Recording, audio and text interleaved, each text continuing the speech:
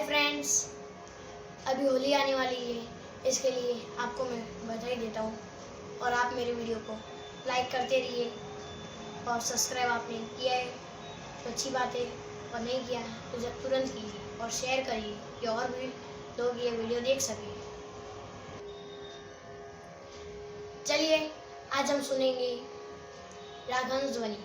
होली के लिए राग हंस ध्वनि अच्छा कर, मतलब उसकी ट्यून अच्छी है।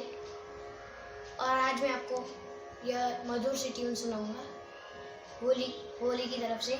और होली आ रही है तो आप मेरे वीडियो को लाइक करिए, सब्सक्राइब करिए प्लीज़।